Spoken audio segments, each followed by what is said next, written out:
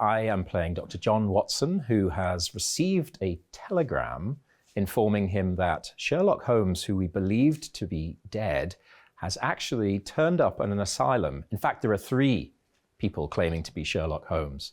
So I, as his closest friend, confidant, have been instructed to go to visit these 3 men claiming to be Sherlock Holmes at an asylum to try to identify which of those men is the real Sherlock Holmes. Well, it's kind of whodunit mystery set in the late 1800s, follows 3 years after Sherlock Holmes has died or disappeared.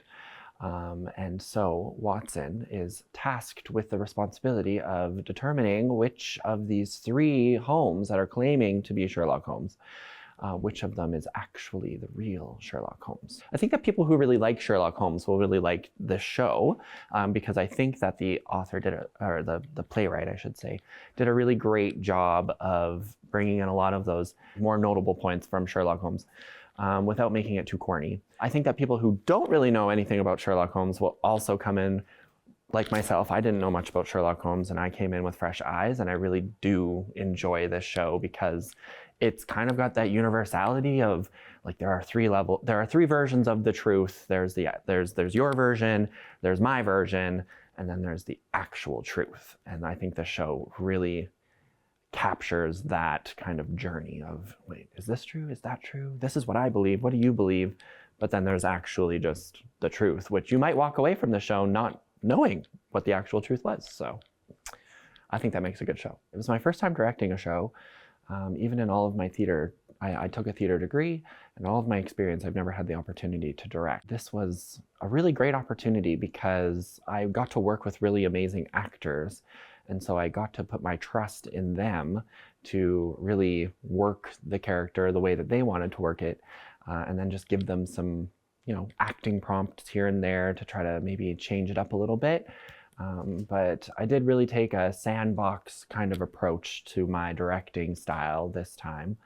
And of course, I always have notes for myself, so if I do get afforded the opportunity to do it again, there would of course be some things I would change, but I really think this was an effective way to approach it because everybody is just, even though it's amateur theater and even though it's community theater, there's a level of professionalism that people conduct themselves with, which is really great. People came in with the energy to want to inject life into their characters, which was really, really awesome to see.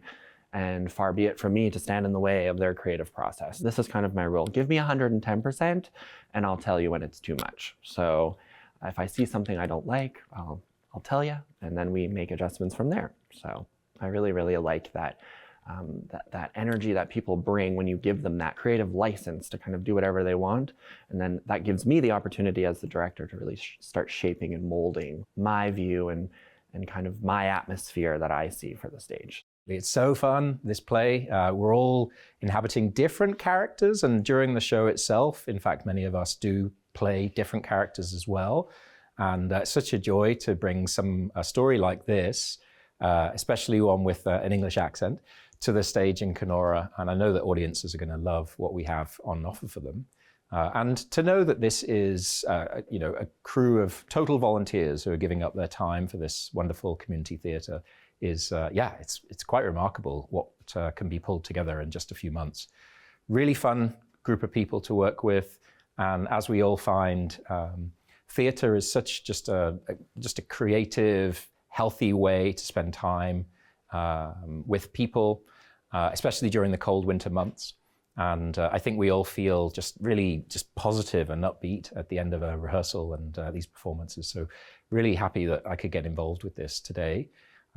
And hopefully many more shows in the future as well. I hope that this show is something that really whets your appetite for coming to this community theatre. And the tickets will be on sale on Tuesday, 18th of March. And the show itself, the first performance will be a matinee on the 29th of March, which is a Saturday. And then we'll have a full week of performances, hoping that the crowd is packed and that we might have some sold out shows as well. This is a really good way to spend an hour and a half of your time. And you may well even catch the bug yourself and want to get involved in theatre. So I hope to see you there. The tickets are on sale online, so TryLight.ca, or you can come into the box office on Tuesdays and Thursdays between 11:30 and 1, and they're sold upstairs here at TryLight. It's definitely a family-friendly show, though there is a bit of violence, and there is some strobe effects, and there are some guns on stage. So if people are a little, if they shy away from that type of stuff, then I maybe wouldn't recommend it. But we always like to have the option for daytime shows, and also the rest of the shows will be evening.